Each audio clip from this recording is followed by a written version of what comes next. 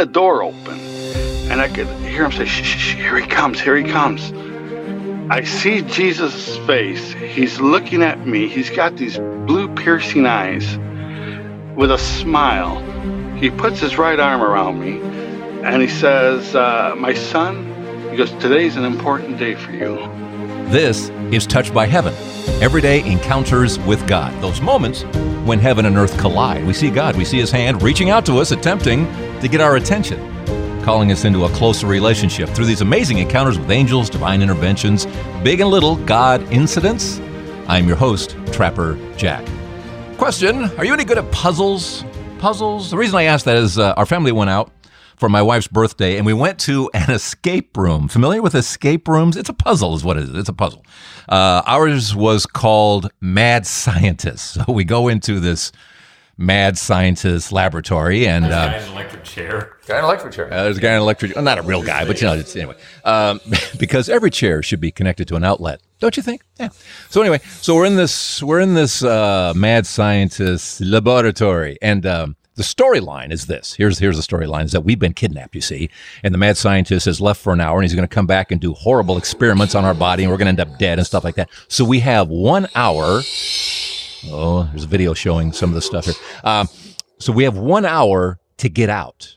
And around the room, there are a series of, they could be clues, pieces and parts that will get us a code that can be entered into some kind of box, which opens the thing, and then you get a key, and that opens a drawer. So it's a puzzle. It's a giant puzzle.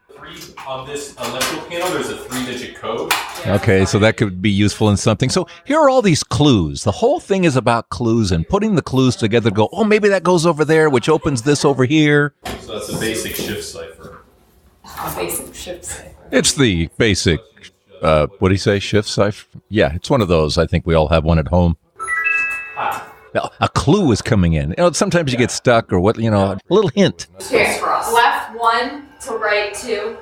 Left 2 to right 1. I believe this is the latest dance number. 3. Oh, mirror. The mirror did something? The mirror lit up, and I'm behind the mirror. Mirror, on the wall. No, sorry, wrong story. And Beth comes through with these numbers. She plucked out of somewhere, and 5, 2.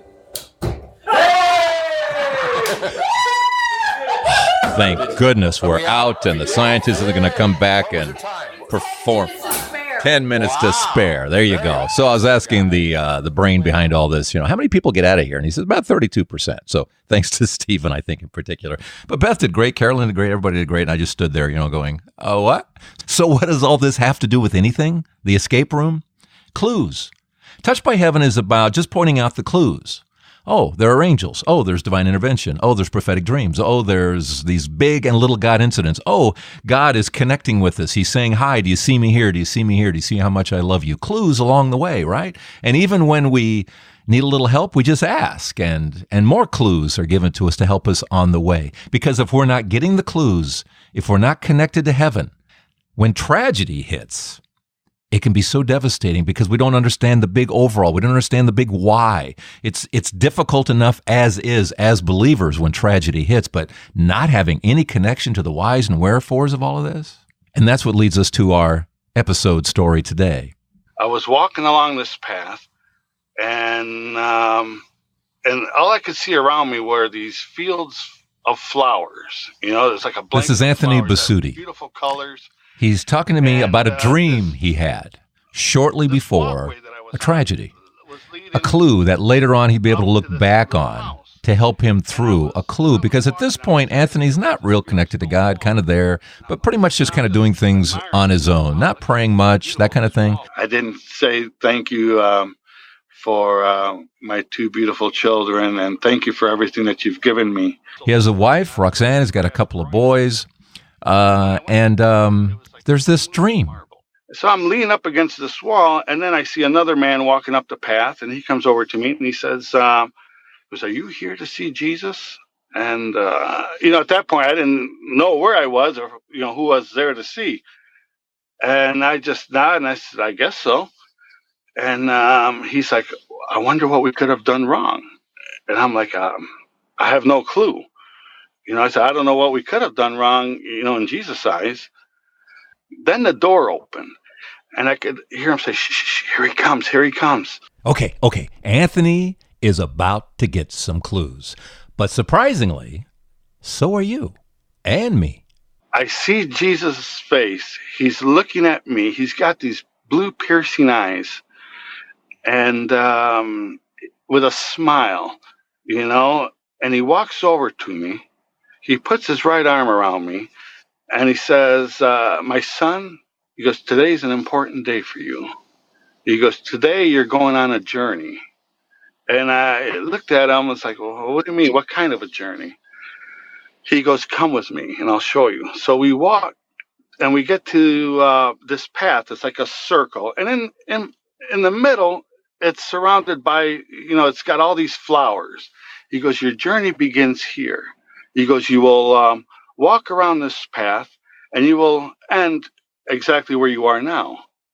And I said, but I don't understand. What kind of journey? And he smiles at me. He goes, on this journey, he goes, you will experience moments of great sadness. And you'll also experience moments of great happiness. He goes, you'll have to walk through the darkness to get to the light. And but he said, I must warn you. He goes, along this journey, times of your greatest sadness, there'll be times where you won't believe in me. You'll call me names. You'll hate me. You'll negate me in front of people you know.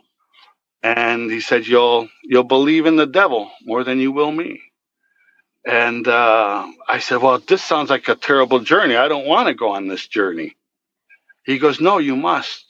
He goes, because only by going on this journey will you experience eternal happiness. I said, okay. I said, if you say I must go, then, I don't doubt you. But he said, but when you begin this journey, he goes, you won't see me like you see me now. He goes, I will be with you in spirit.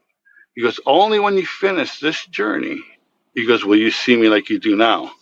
So I'm crying, and he goes, he says to me, he goes, don't worry, my son. He goes, I will be with you every step of the way. So I said, okay.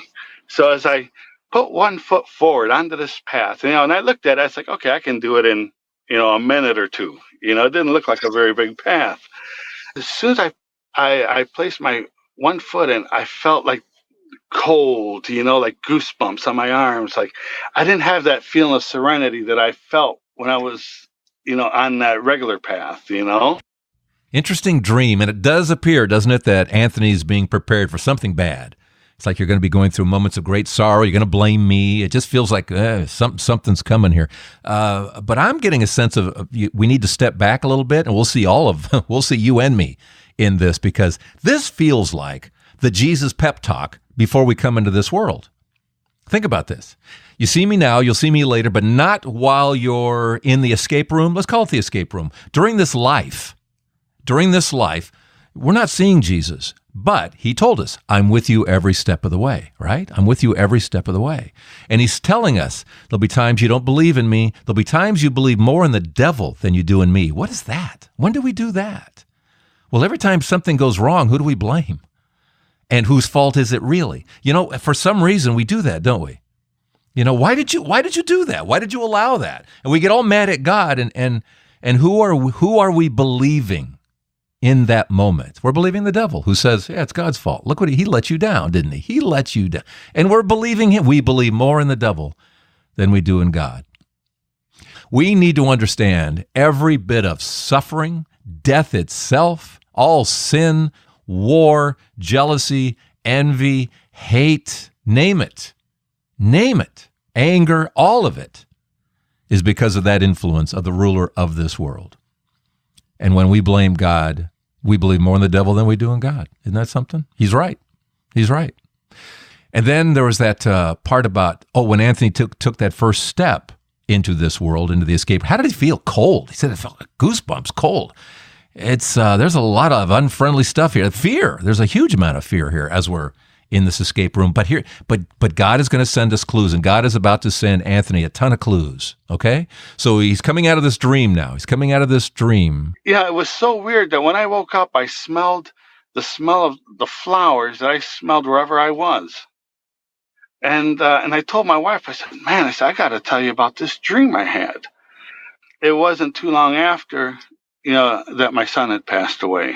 So, and I told my priest at the church, about this dream. He goes, maybe God was preparing you for what was to come. Because after losing my 3-year-old son. Yeah, the tragedy. So, His son, Reno, R-I-N-O, his son, Reno, passed. But before that happened, again, there was another little, call it a clue if you want to, that something was up. Something was changing. We had gone to Italy on May 22nd. And this is where everything started to happen. Was when we got to Italy, my sister came to the airport to pick us up. And my son that was in the stroller, he was looking at my sister in a way that's like, it was almost scaring my sister. Because she was saying, why is he looking at me like that? It wasn't like he was smiling, just like a straight face, but he was staring at her. And I looked at my son. I'm like, wow, okay, that's weird. I never saw that before. So that was one instance. Then we come back from Italy. It was Father's Day. So my 2 sons drew me a picture, but my youngest son, he drew me this picture. And then when he came to hand it to me, he's staring at me with that same look. And I'm just saying, oh, Reno, this is so beautiful. I'm always saying, oh, how beautiful, because he's looking at me. And then at one point I broke down crying. The way how he was looking at me and just shaking his head saying, yes, yes. And I said, you know what? I said, this is so beautiful. We got to go hang it on the wall. I wonder, and that drawing that he gave to me on Father's Day, someone that came to my house, when all the neighbors came, and I said, look at this drawing that my son made for me on Father's Day. And she looks at that, she goes, you know what that reminds me of? Your backyard, the water. And I said, wow, you're right. That's what it reminds me of. And not long after that, June 22nd of 2018. Basically, the kids were already out in the lake. There's a lake behind our house. The family lives on a lake in South Carolina. And my wife and my son were eating out on a patio deck. And, I always eat inside. I never really cared to eat outside. And then when I was finished, for some reason, I went outside on the patio deck. And I saw, my son was still eating. And then for some reason, he went to the railing and started looking at something at the water. There are steps that lead into the water. So he was looking, with this intense look. I'm like, what is he looking at? So I got up. I said, well, let me see, if it's a toy or a turtle that's there, if it's a toy, I'll go grab it for him. And I look and there's nothing there. In the meantime, I sit back down and he's still looking. And then I see him look back at his mom. And then he looked back into the water like somebody called his name. And then he goes to his mother and he says, Mama, water, Mama, water, Mama, water. And, like any concerned parent, I said to my son, no, Reno. I said, we just came out of the water. We're not going in the water right now. Mama's got to wash the dishes. Papa's got to do a few things. And then when that's all done, then we'll go back in the water. So he got very, like mad at me. You can see where he made this face, He opened the sliding glass patio door. And then when he closed it, he did like the smirch, with his fist closed. And I said to myself, boy, that's weird. He never did that before. But I said, okay, well, he's probably going to go to his bedroom or where his brother was in the playroom and, and play on the iPad. So when I was in the bedroom, my wife had called me. I said, is Reno in there with you? And I told her, I said, no, why? She goes, I can't find him. So we're looking through the house frantically calling his name. I'm going outside. I said, gee, maybe he fell, hit his head or something. Or so I'm looking all over outside and can't find him. And then, the first thing that came to my mind is like, oh, my God, somebody abducted him, So I get in the truck and I start going up the street. And then something told me to come back. And so I come back to the house. Then my wife, I hear some screams in the backyard because the neighbors were outside on their dock. My wife had found him in the lake. So yeah, that was very hard for me because nothing can prepare you for that in life. When you have two children, you expect to them to outlive you, and never that you have to bury your own child. Was Jesus right in the dream? And did you go through a period of time there with your son's death where angry at God? I was angry a little bit, because I said, God, I said, you gave me this child, but you took him away at 3 years old. I said, why did you do this? I said, you ruined my life. I said, how can I go on? And there's that moment. And we've all been there, haven't we? We've all been there. It's your fault, God. I'm in pain, and it's your fault. You either did it or you allowed it. It's all the same. I'm in pain. Somebody's in pain. We hurt. I'm suffering, and therefore it's your fault. And that's the moment when we believe more in the devil than we do in God, because the devil's going, yeah, it's your fault, God. It's your fault. Yeah, you're right. You tell him. When all the suffering in the world is the fault of the ruler of this world, as Jesus called him. But hopefully, prayerfully, we find our way. We find the clues here in the escape room. We find all the clues of who God really is, who he really is. But we all individually, every single one of us has to go through this process. Or, as Jesus told Anthony in that first dream, he goes, you'll have to walk through the darkness to get to the light. And I was only mad briefly. Do you think he was being called home, basically? I think he was, Trapper, because I never went out on the deck. For some reason, I decided to go out on the deck that day to see my son looking into the water. Because, Trapper, if I didn't see that, I wouldn't believe in nothing. With me watching him with my own eyes, and this was not like a regular child that looks to the left and looks to the right. He was looking at like there was something there in the water. After all this happened, I said, you know what? God sent me out there, because either he had to call my son home for some reason, but he wanted to say, you know what? I want you to go out there and look at your son, how he's looking at the water. Something that was calling him. Something was obviously just like a magnet to him that he got upset at you that he couldn't go there. Whatever that was. Let's go back to this look that he had for you. Yes. Was it your sister? Yes. He tilted his head and didn't really have an expression, no smile on his face, and just looked at my neighbor. And same thing with my sister. He just looked like I almost like there was, let's say, something on their nose, let's say, because that's where he was looking. We're straight. My neighbor, the husband said he was looking at me straight into my eyes. He goes, where I didn't move. And then when the wife came out, she goes, Anthony, she goes, I've seen a lot of children, but nobody has ever looked at us like your son. Because I think he was looking into our soul to remember us. All right, let's take a look at some clues again. This look, fascinating, isn't it? This look. But look at what they said about the look. It was like he was looking into my soul. When he looked at me that way, I started to cry. I've never had anyone look at me like that. Just this, is that a Christ-like look? Is that the way he looks into our soul? He sees everything about us. He knows exactly who we are, what we are, everything.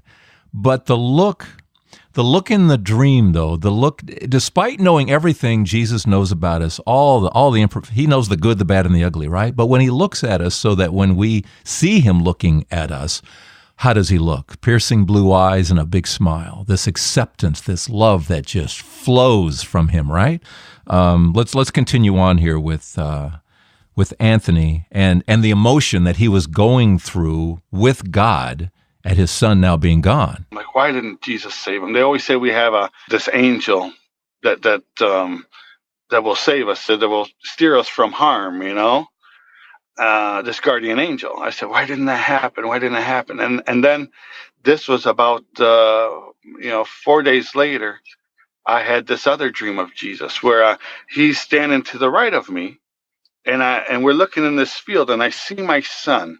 He's walking in this field. And I'm calling his name, but he's not responding. So I said to Jesus, I said, that's not my son. That's not my son. He goes, yes, it is. I said, that's not my son. That's not my son. I said, because he doesn't recognize me. He goes, it is your son. He said, when are you going to stop doubting and start believing? He goes, because all this doubt is creating all this pain inside that I can feel. I said, and it's just tearing you apart. He goes, start believing. And I said, believe in what? So he extended his left hand, and in his left hand there was this white ball, and it went out of his hand and into my son. And then I see my son look at me like 3 times, and he goes, da da da da da da, and we start running towards each other. And then that's when I woke up. Another great dream with wonderful symbolism, and that reminder again from Jesus. When are you going to stop doubting me? When are you going to start believing in me? We all have levels, don't we? And better days than others and all that. Also, symbolically, I think when Anthony sees Reno in the field, I think he's looking at himself. Most of his life, up to all of this, when all this learning is about to happen here, he's looking at himself wandering through life and disconnected from God. And, you know, you've got the Father, Son, and Holy Spirit, the white ball, kind of calling out to him. And it's like, who? What? No recognition. How do we get to know the Father? How did Jesus say we are to know God the Father? Through him. The only way to the Father is through the Son, right? Does Anthony at this point in his life, does he know who Jesus is? Does he recognize Jesus? No, he does. And we got a little clue of that early on in that first dream when the guy came over and said, you here to see Jesus? I don't know. What do you suppose we did wrong? And what did Anthony say? In Jesus' eyes, nothing. We haven't done anything wrong. Is that a guy who knows Jesus? I don't think so. What did John the Baptist yell over and over again? Repent. We're always reminded to bring our sins to mind. We're all sinners. We're all to say, I'm sorry. We all put Jesus on the cross. I'm sorry would be nice. We put him on the cross. We're all supposed to be repentant, right? So Jesus, in his mercy, sends the Holy Spirit, that's the white ball, to Anthony through dreams, through clues, hitting him over the head with a million different clues here. And then through Reno himself, through Reno, so many clues. And suddenly there's that recognition as Reno, playing the role of Anthony, looks over and goes, oh, you guys, right? There's a recognition, and then they run towards each other. They haven't met yet. There's not the big embrace because we're not going to fully know who Jesus and the Father and the Holy Spirit are until this is all over, right? Until this life is over. And then we're going to get that full understanding of who they are. I believe in him so much, so much. And I know that he's sending me signs all the time. Like my neighbor, the ones that he looked at, she told me, I'd gone to the cemetery. I went to see Reno. I was there for 10 minutes. And then I said, okay, Reno, I have to go to Walmart to go do some shopping. But I'll come back and see you. She said she was in the coffee aisle. And behind her, there was the bread, She goes, as I was looking at the coffee for my mother, this loaf of bread hit me in the shoulder. She goes, and I turn around thinking that maybe, somebody threw it at me. So there's no one there. So I pick it up and I put it back on the shelf. And I said, there's no way that this bread could have flew off that shelf. So I turned around, started looking again. Another loaf of bread of the same brand hit me in the shoulder again. Because in this time there was this lady, putting things away on the shelf. She saw it. Her mouth was open. She goes, I've seen it, but I don't believe it. And then my neighbor said, she goes, okay, Reno, I know it's you. He goes, I understand. And then as she started to, push her cart and go into another aisle, a loaf of bread fell in front of her cart. But here's the thing, Trapper. My son loved that Pepperidge Farm cinnamon swirl bread, right? I said, well, what kind of bread was it?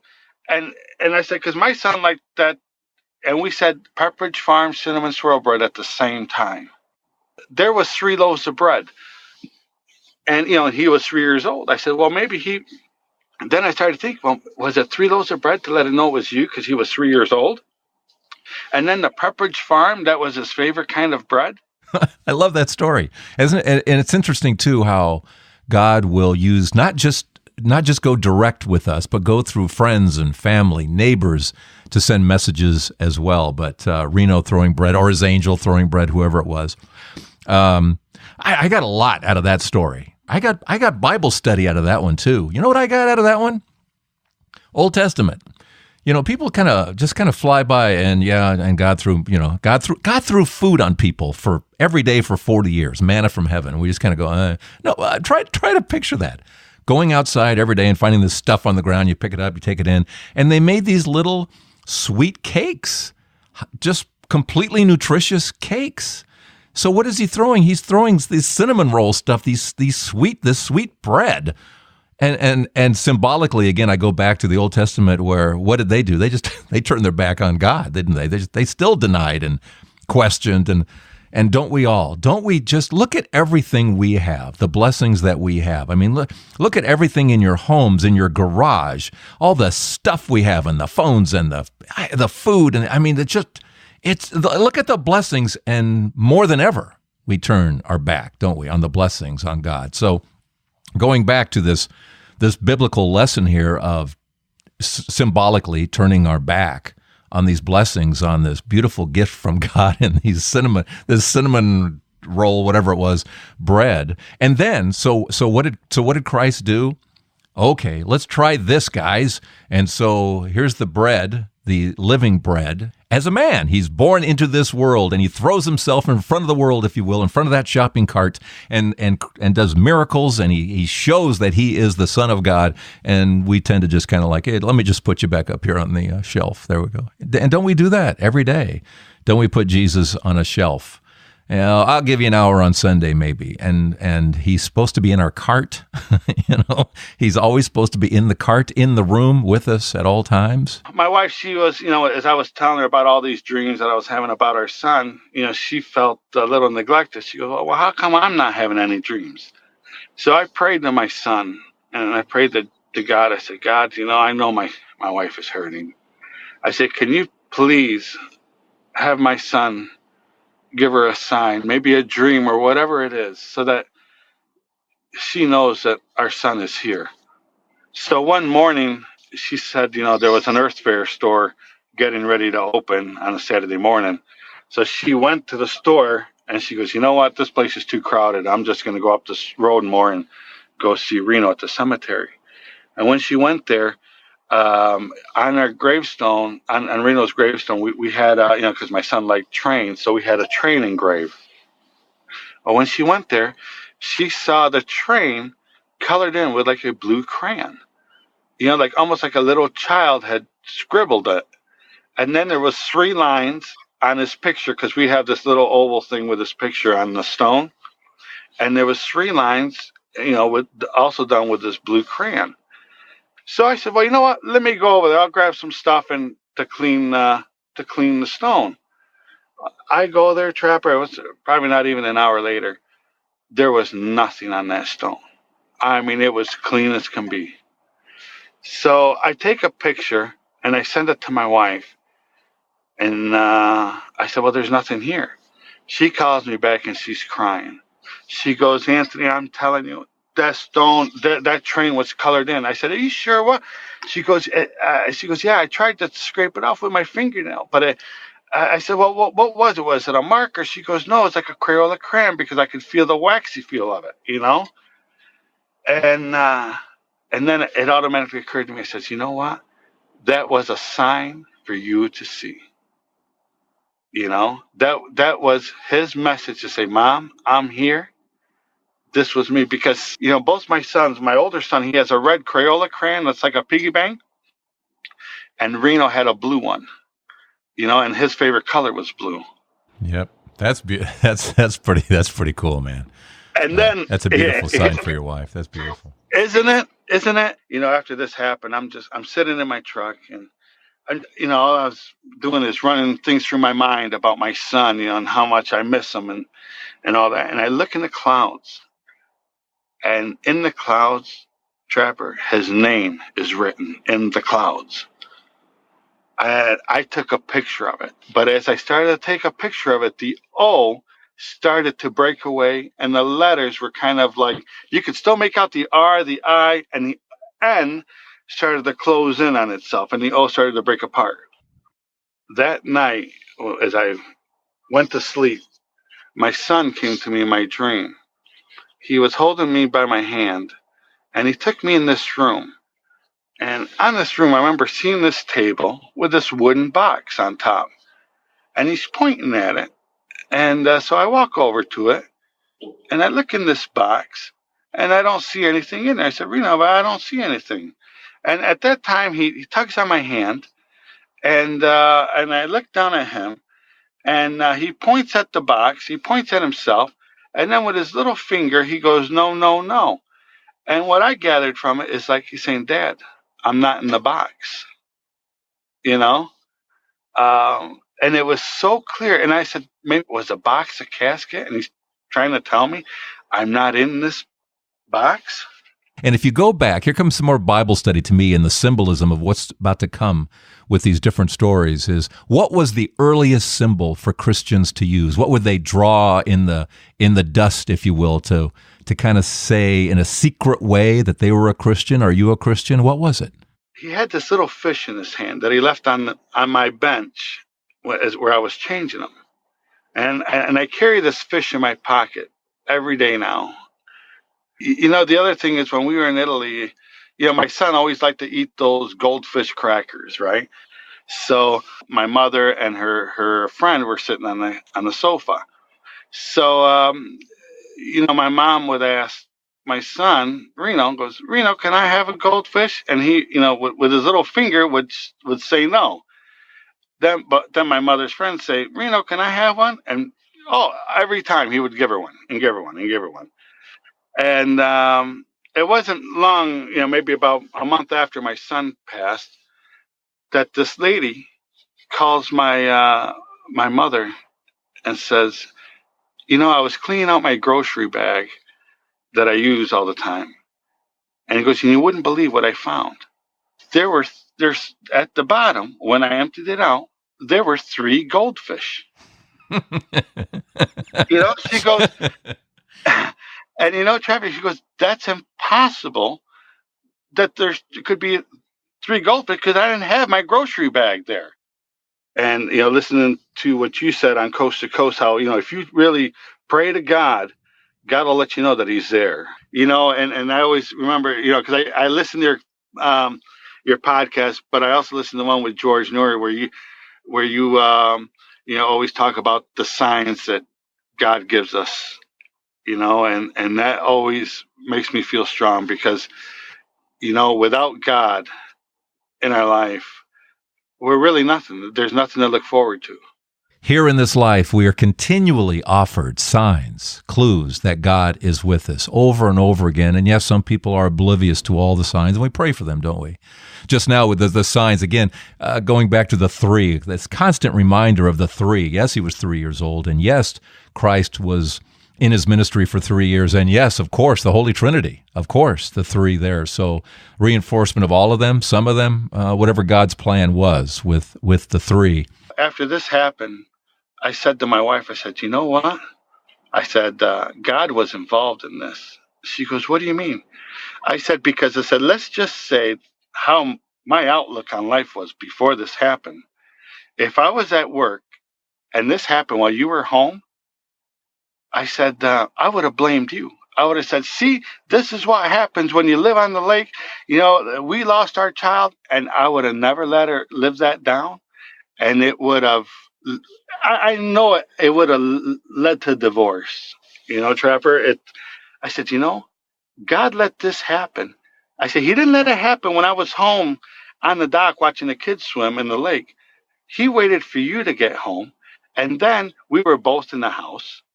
I went and did my thing. You were washing the dishes. So how I could never blame you, because I would be just as much to blame for what happened. God was there because he knew he had to take my son, but he had to do it in a way that wouldn't strip this family apart.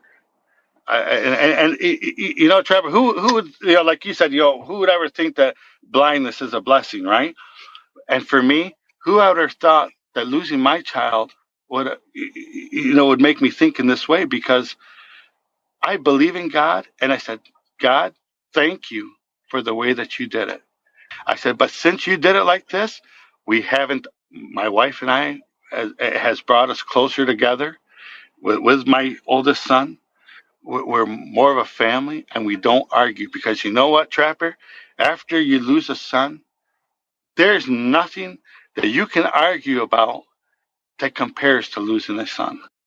And I will, and every time, Trapper, I do something like someone cuts me off, I say, God, protect them. Where before I'd be like, oh, I'd give them, I'd get so angry, and I'd try to, do so, because they made me mad, But now I'm like, you know what, God, they must be in a hurry. Watch out for them. Because I don't care about that anymore, because my son that I lost is what's important to me. All that superficial stuff is meaningless. I'm so glad. I feel like God steered me to listen to you, because you have made my faith so much stronger. And all these signs that I received, it's like these are not coincidence, That's why I had to contact you. I said, you know what? Everything that I have is true. Everything that I said happened. And I said, you know what? Maybe it's nothing. I don't know. But I said, I got to tell Trapper this, because I'm sure he'll understand. Anthony, you have helped us all understand that Jesus is with us every step of the way. Can't see him, but he's there. He's there, and he's told us, going to be good times and bad times. There's going to be times you don't like me very much, knowing that part of our journey is to find our way through that, look for the clues, see that we're living in a fallen world. Every ounce of suffering in this world comes from the devil, every ounce of it. Look at the new enlightenment you have given to so many people. Look what Reno's done, the blessing of Reno in so many different ways. It's remarkable, and how the Holy Spirit sent by Jesus has enlightened you through these dreams, through Reno, through this whole thing, all the clues in this escape room. But eventually we're getting out of here.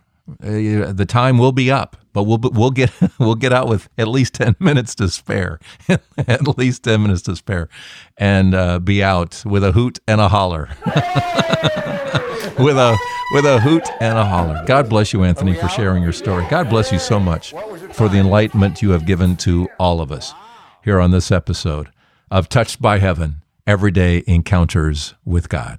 Thank you. All right. Thank you, Trapper. Thank you. Take care now. I will see you next week. Who knows what's going to happen next week? Oh, I know. I may not have a show next week unless you call me. Hello? Contact me at touchedbyheaven.net. That's the way this works. I need your story. Touchedbyheaven.net. Leave me a message there that you have a story, a little bit about it, and I will get back to you. Thank you so much. See you next week on Touched by Heaven, Everyday Encounters with God. I'm Trapper Jack.